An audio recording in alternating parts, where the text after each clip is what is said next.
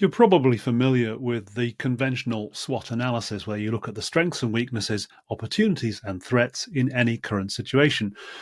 But here's the thing, you can add a layer of story to that analysis by using the order and chaos framework. So just take a look here.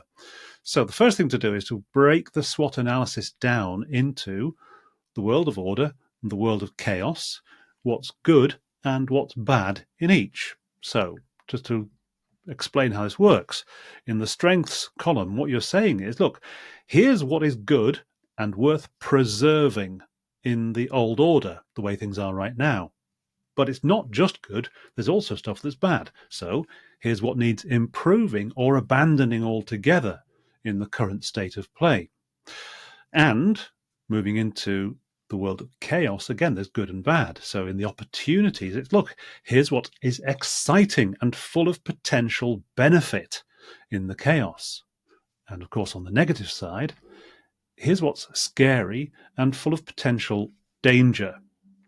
Now, the order and chaos model of storytelling says, well, you've basically got two potential roles in this story, two heroic roles. The one role is to go, okay, things are a bit chaotic. We need to, calm down and just protect. We need to impose some order on the chaos. Otherwise, things are getting out of control. Or you say, look, things are too rigid. We need to open up, explore the exciting opportunities in the chaos. But either way, it's a kind of heroic mission. So let me just show you how that works in this SWOT analysis. So the first version is the heroic mission, where you're trying to impose order. And what you're saying is, right now, this element of chaos is out of control. It's a threat to this weakness in our situation. And we should use this strength to deal with the threat before it's too late. Let me just see how that plays out in terms of, let's imagine you are the head of a large university and you're kind of thinking about, well, what should we be doing about online learning, in particular in the world of AI? Okay, so this is one way, is to think, well, we're going to try and impose order.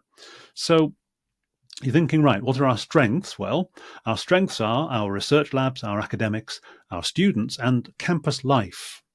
But our weaknesses are we are very expensive compared to online resources. You can learn an awful lot on YouTube for nothing. Okay.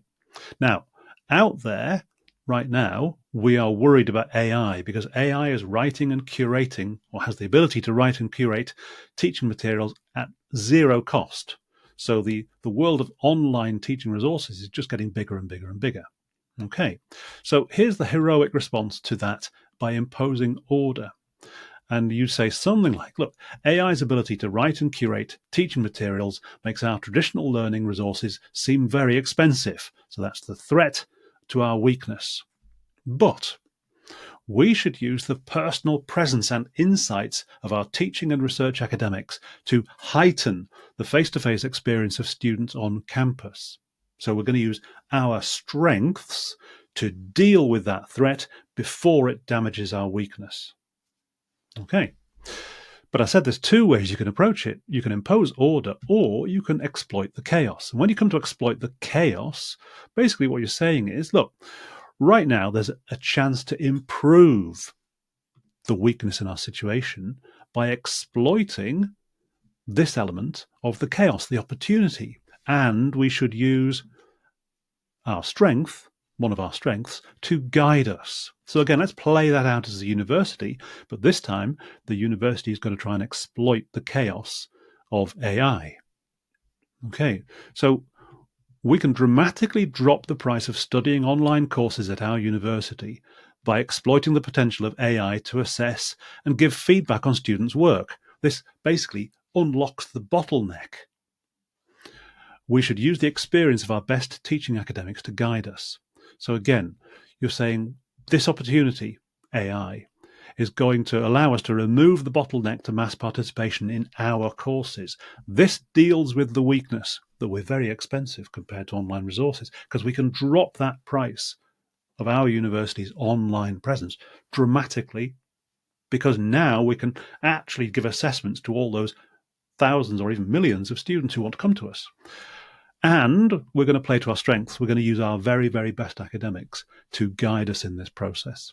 So that's a really interesting way of looking at the SWOT analysis. You go from a simple analysis of the current state into a more nuanced story analysis of the current state, and then into a way you can tell a story, about imposing order, or a story about exploiting chaos.